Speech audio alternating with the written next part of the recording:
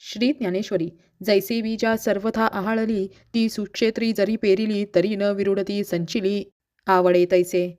ना तरी आयुष्य पुरले आहे, तरी औषधे काही नोहे, येथा एकची उपाय जाये परममृत.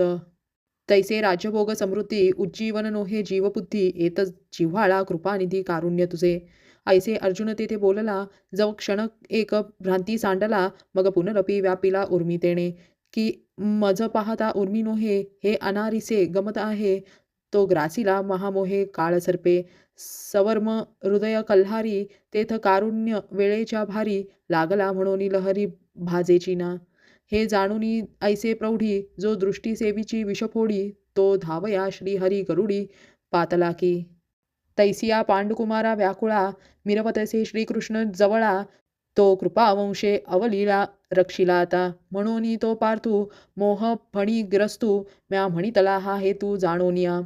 मग देखा तेत फाल्गुनू, घेतला असे भ्रांती कवळूनू, जैसे घनपटळी भानू आच्छादिजे. तयापरी तो धनुर्धुरू, जाहला असे दुःखे जर्जरू, जैसे ग्रीष्मकाळी गिरीवरू वणवला की. म्हणून सहजे सुनिळू, कृपामृते सजळू, तो वोळलासे श्रीगोपाळू महामेघू. तेथ सुदर्शनाची द्युती, तेच विद्युत्तलता झळकती, गंभीर वाचा ते आयाती गर्जनाची. आता तो उदर कैसा वर्षेल, तेणे अर्जुना चळू निवेल, मग नवी विरुद्धी फुटेल उन्मेषाची. ते कथा ऐका मानसीची आराणुका, ज्ञानदेवो म्हणे देखा निवृत्तिदासू. संजय उवाच. एव मुक्त्वा ऋषिकेशं गुडाकेशः परन्तप, न योत्स्य इति गोविंद मुक्त्वा तृष्णी बुभुवः. ऐसे संजय असे सांगतू, म्हणे राया तो पार्थू, पुनरपी शोक कुळी तू काय बोले. ऐके सखे तू बोलला श्रीकृष्णा ते, आता नाळवावे तुम्ही माते, मी सर्वथा न झुंजे येथे भरवसेनी. ऐसे एकहेळा बोलला, मग मौन धरून ठेला, श्रीकृष्ण विस्मो पातला देखोनी तया ते.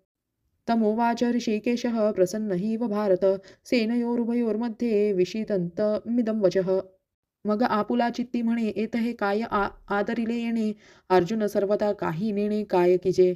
हा उमजे आता कवणे परी, कैसोनी धरू स्वीकारी, जैसे ग्राहता पंचाक्षरी अनुमानिका. रामकृष्ण हरी.